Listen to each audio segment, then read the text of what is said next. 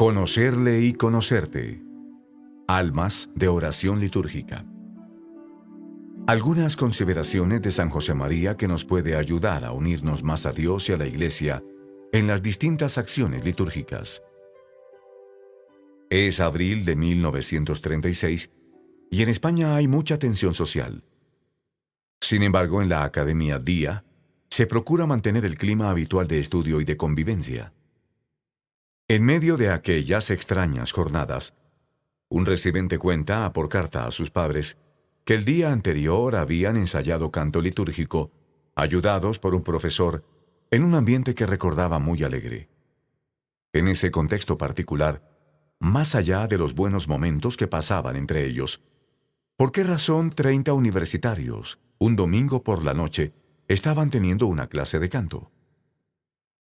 La respuesta la podemos encontrar un par de meses atrás, cuando San José María incluyó en el plan de formación de la Academia precisamente algunas clases de canto gregoriano. Aunque sabemos que como párroco en Perdiguera, San José María solía celebrar misa cantada, aquella inclusión curricular no respondía a una inclinación personal. Tampoco se debía a un interés erudito, consecuencia del conocimiento y desarrollo del movimiento litúrgico en España. Esa decisión fue, más bien, fruto de su experiencia pastoral, movida solamente por el deseo de ayudar a aquellos jóvenes a que se convirtieran en almas de oración. Es interesante observar un detalle de las 3 publicaciones que en aquellos años 30 tenía San José María entre manos, todas ellas dirigidas justamente a facilitar el diálogo con Dios. Cada una de ellas respondía a una de las 3 grandes formas de expresión de la oración cristiana.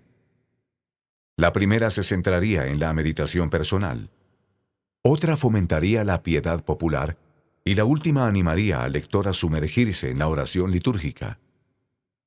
El fruto de la primera iniciativa fue Consideraciones espirituales, base de su conocida obra Camino. El fruto de la segunda fue el breve librito Santo Rosario. Y para la tercera iniciativa, proyectó una obra que se titularía Devociones litúrgicas. Aunque la publicación de esta última obra estuvo anunciada para 1939, por diversas razones nunca llegó a ver la luz. Sin embargo, todavía se conserva el prólogo que había preparado don Félix Bilbao, obispo de Tortosa, y que lleva por título Orad y orad bien. En ese texto inédito se anima a los lectores a adentrarse, de la mano del autor del libro, en la liturgia de la Iglesia, para llegar a una oración eficaz, jugosa, sólida, que les una íntimamente con Dios. Dar voz a la oración de la Iglesia. Para San José María, la liturgia no era un conjunto de preceptos dirigidos solamente a dar solemnidad a ciertas ceremonias.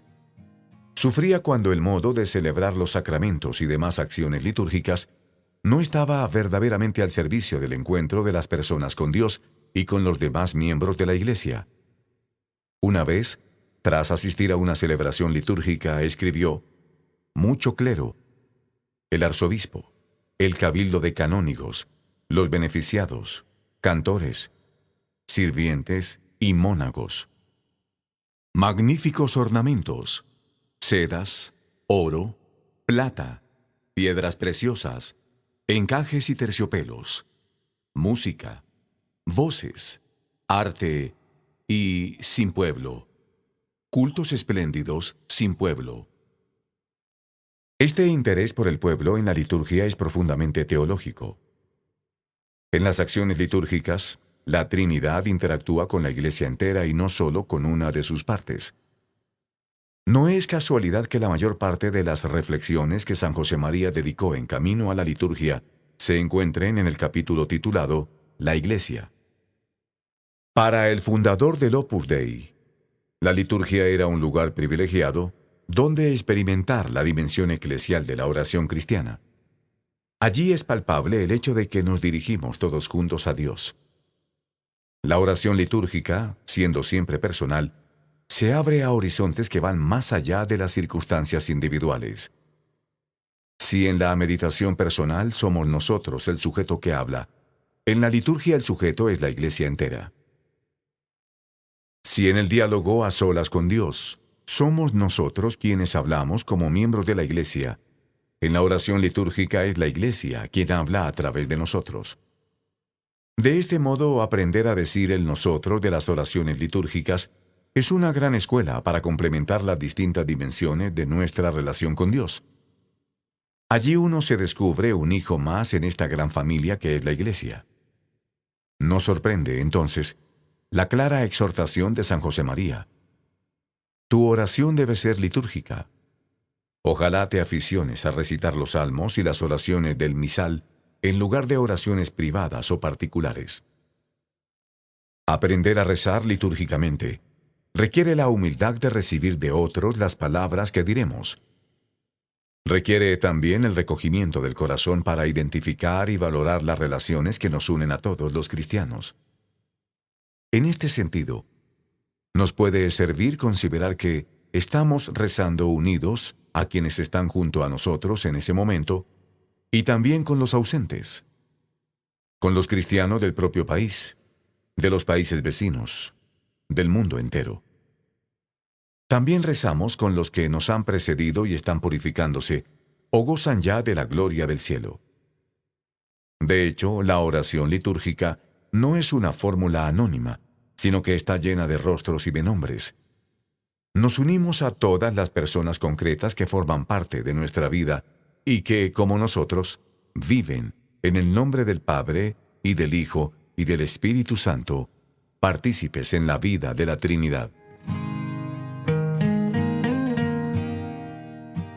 Dar cuerpo a la oración de la Iglesia. Sabemos que, para San José María, la santificación del trabajo no consistía principalmente en intercalar oraciones durante el trabajo, sino sobre todo en convertir en oración la misma acción que se realiza mediante una atención en hacerlo por la gloria de Dios, empeñándose en la perfección humana, sabiéndose mirado amorosamente por nuestro Padre del cielo. De modo análogo, la oración litúrgica no consiste principalmente en decir oraciones durante las acciones litúrgicas, sino en realizar esas acciones rituales digne attente ac devote, con la dignidad, atención y devoción que merecen, estando presente en lo que se hace. No son solamente ocasiones para realizar actos individuales de fe, esperanza y caridad, sino acciones a través de las cuales la Iglesia entera expresa su fe, su esperanza y su caridad. San José María daba mucha importancia a este saber estar en los distintos actos de culto, a esta urbanidad de la piedad. La dignidad que requiere la oración litúrgica tiene mucho que ver con la gestión del propio cuerpo, ya que, en cierto modo, allí se manifiesta en un primer momento lo que queremos hacer. La celebración de la Santa Misa, acercarse a la confesión, las bendiciones con el Santísimo, etc., comportan diversos movimientos de la persona, pues son oración en acción. La oración litúrgica, por tanto, supone también rezar con el cuerpo.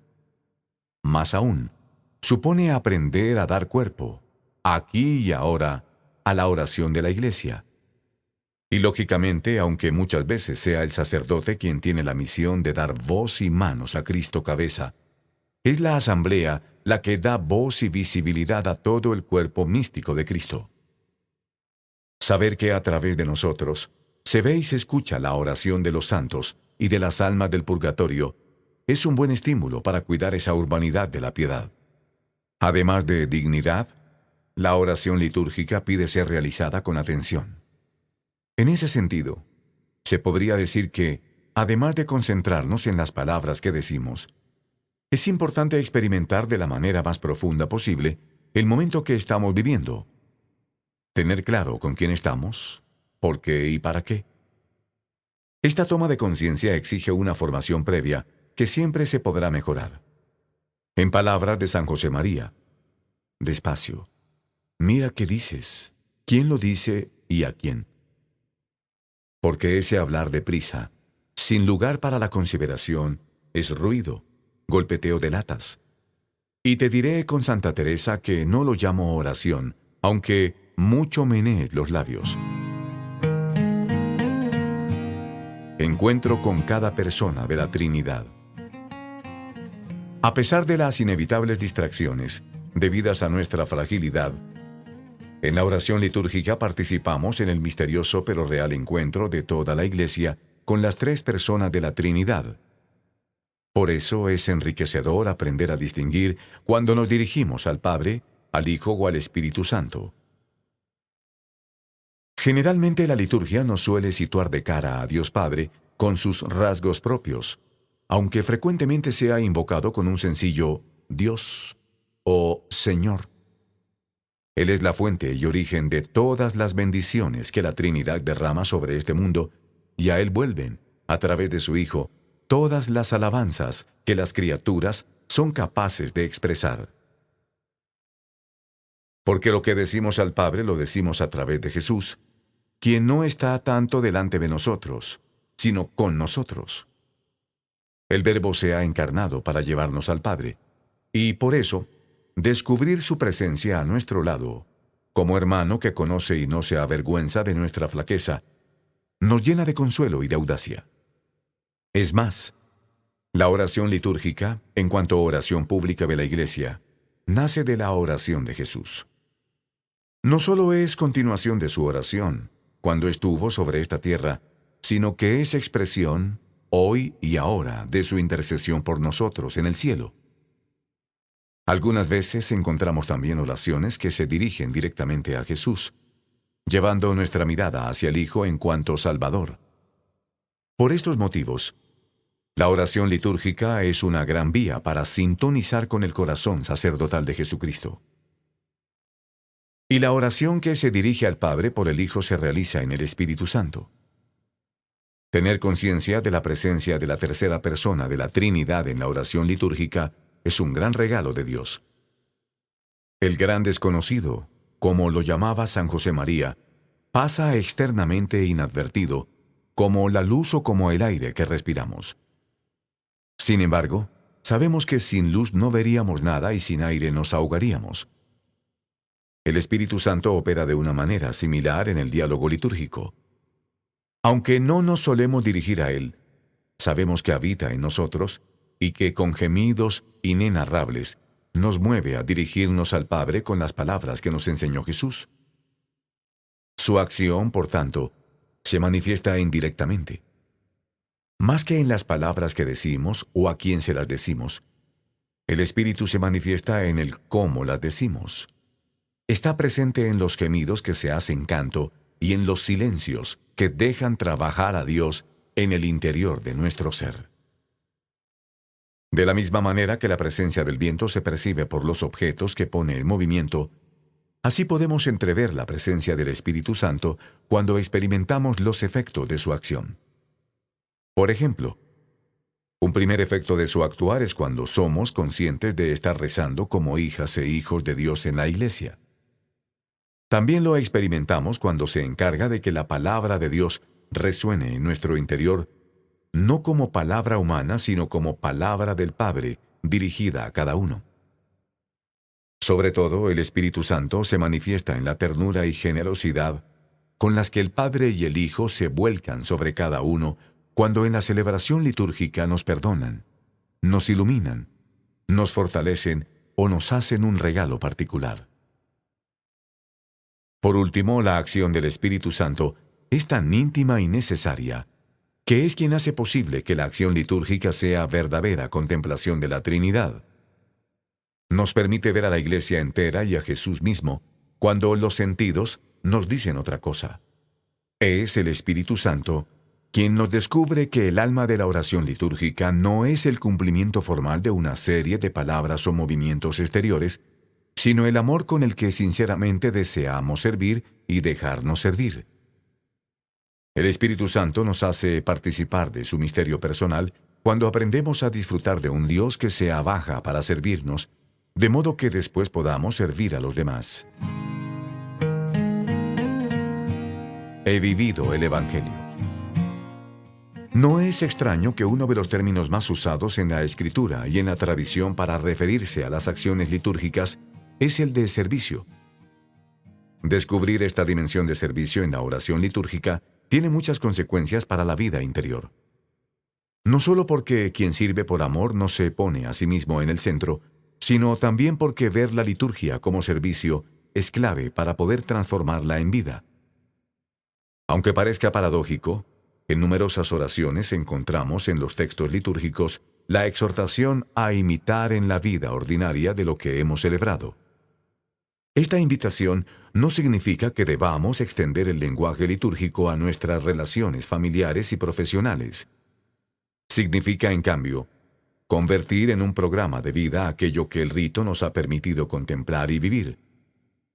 Por eso San José María, en más de una ocasión, al contemplar la acción de Dios en su jornada, exclamaba: «Verdaderamente he vivido el Evangelio del día».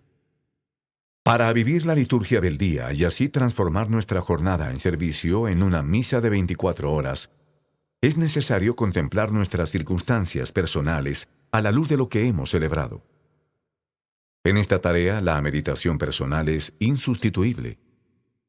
San José María solía tomar notas de aquellas palabras o expresiones que le golpeaban durante la celebración de la misa o en el rezo de la liturgia de las horas, hasta el punto de que un día escribió: «Ya no anotaré ningún salmo, porque habría que anotarlos todos, ya que en todos no hay más que maravillas que el alma ve cuando Dios es servido». Es verdad que la oración litúrgica es fuente de oración personal, pero es igualmente cierto que sin la meditación es muy difícil asimilar personalmente la riqueza de la oración litúrgica. En el silencio del tú a tú con Dios es donde, de ordinario, las fórmulas de la oración litúrgica adquieren una fuerza íntima y personal. En este sentido, el ejemplo de María es iluminante. Ella nos enseña que, para poner por obra el fiat, hágase, de la liturgia, para transformarlo en servicio es necesario dedicar tiempo a conservar personalmente todas estas cosas en el corazón.